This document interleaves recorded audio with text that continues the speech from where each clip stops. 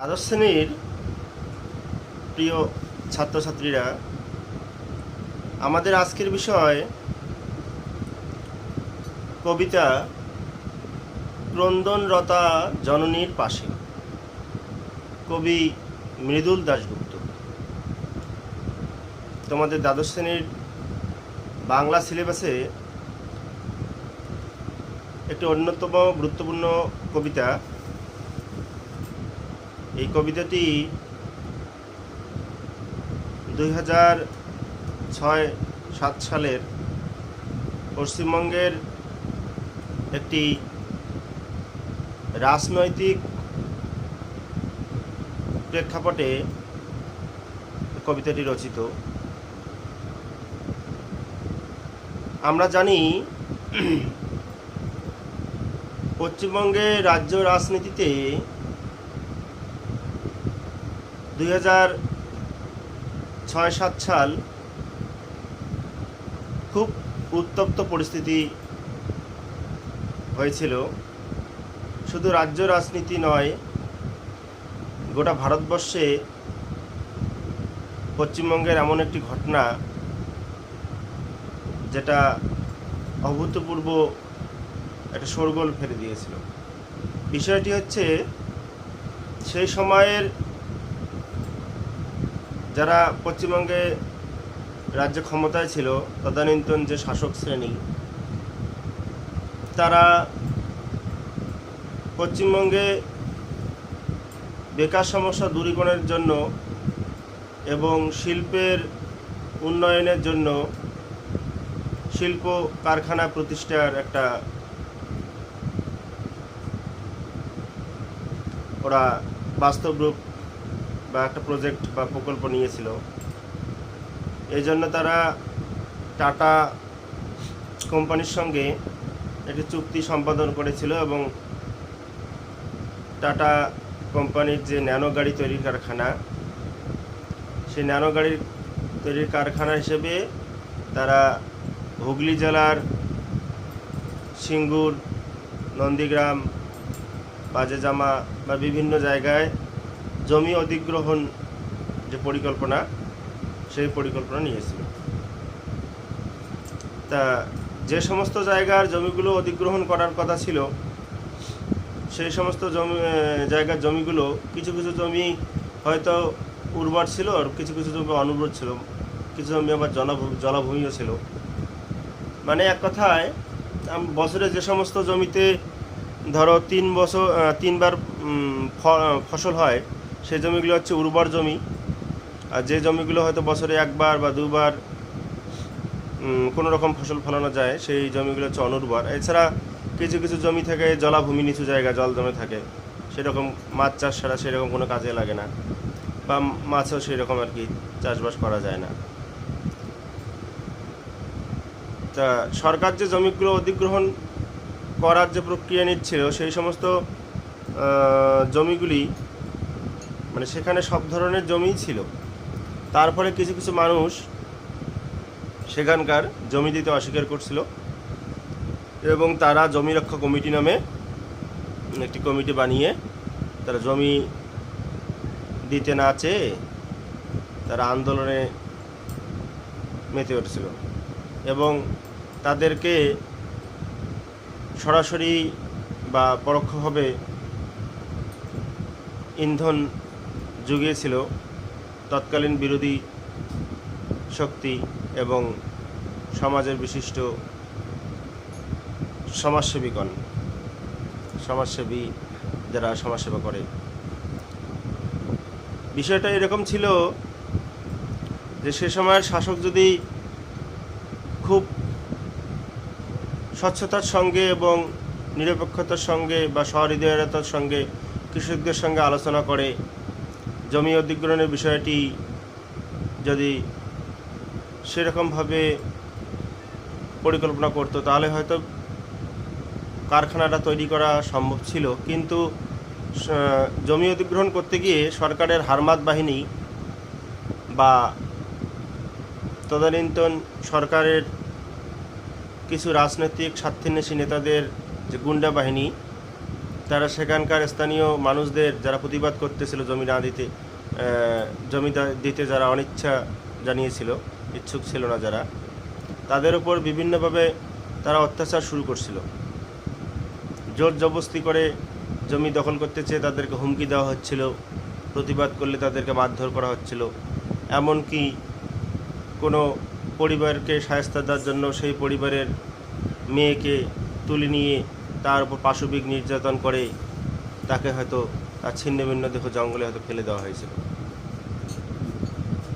এর ফলে সমাজের যারা শুভবুদ্ধি সম্পন্ন মানুষ, যারা মানবিকতাবোধ সম্পন্ন, যারা ন্যায়পরায়ণ, তারা চুপ করে বসে থাকেনি।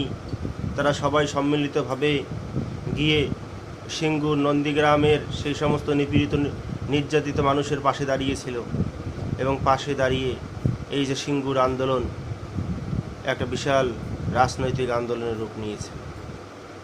এবং পরবর্তীকালে সরকার বাধ্য হয়ে তাদের এই যে পরিকল্পনা, ন্যানো গাড়ি তৈরির কারখানা তৈরির যে পরিকল্পনা, সেটা বন্ধ করতে বাধ্য হয়েছিল। এবং এই রাজনৈতিক আন্দোলনের অর্থাৎ সিঙ্গুর আন্দোলনের পরিপ্রেক্ষিতেই 2011 সালে পশ্চিমবঙ্গে রাজনৈতিক পালাবদল ঘটে এবং তৎকালীন সরকারকে পরাজিত করে বর্তমানে বাংলায় মা মাটির সরকার, মা মাটি মানুষের সরকার প্রতিষ্ঠিত হয়েছিল। যাই হোক, আমাদের আজকের কবিতার যে কবি মৃদুল দাশগুপ্ত, উনি পেশায় একজন সাংবাদিক। ওনার জন্ম ওই হুগলি জেলায় এবং ওনার শৈশব সেই সমস্ত এলাকায় কেটেছিল যে সমস্ত এলাকায় জমি অধিগ্রহণ চলছিল। তা সেই স্মৃতি বিজড়িত স্থানগুলির মানুষের উপর নির্যাতন শোনার পর কবি মৃদুল দাশগুপ্ত চুপ করে বসে থাকতে পারেননি। তিনিও গিয়েছিলেন এবং গিয়ে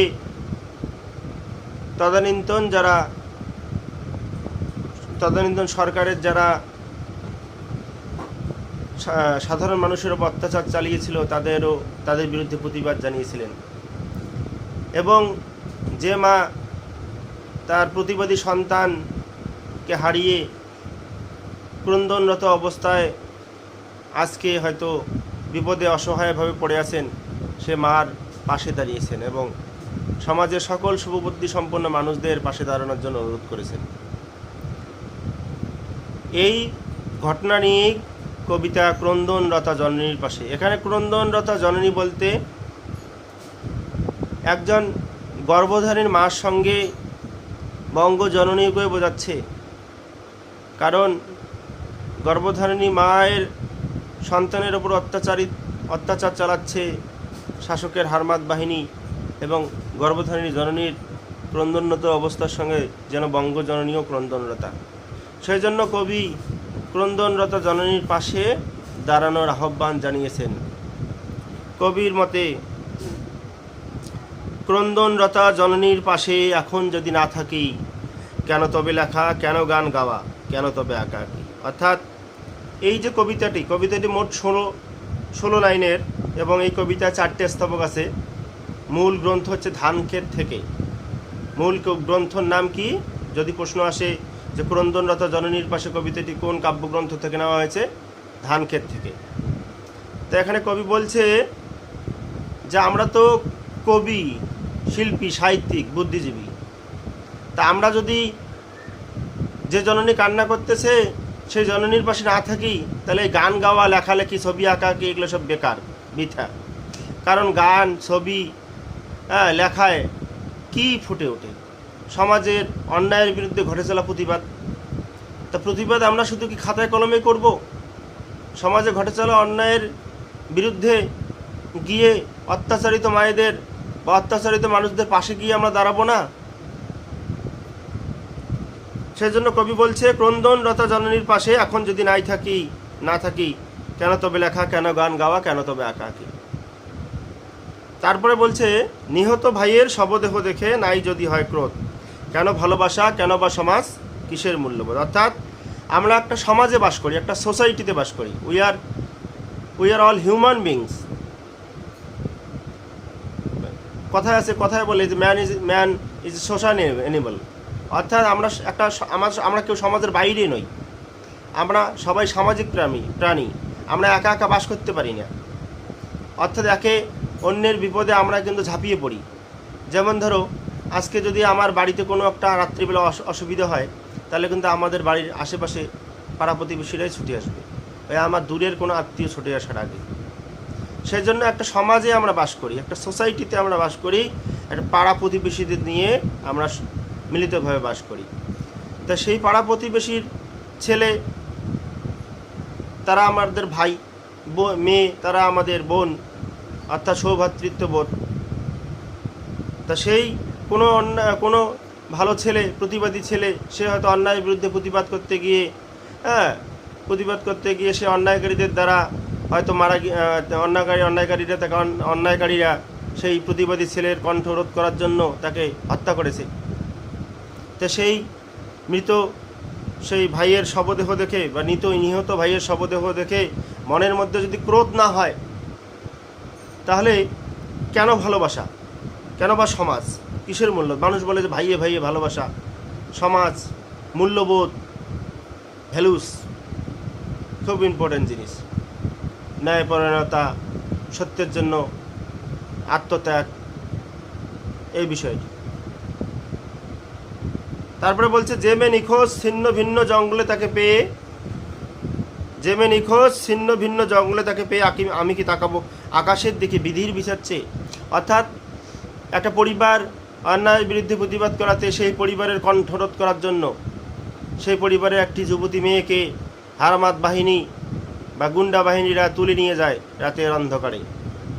তারপর সেই মেয়েটার উপর পাশবিক নির্যাতন করে সেই মেয়েটির ছিন্ন ভিন্ন দেহ জঙ্গলে ফেলে দিয়ে গিয়েছে মৃত অবস্থায়।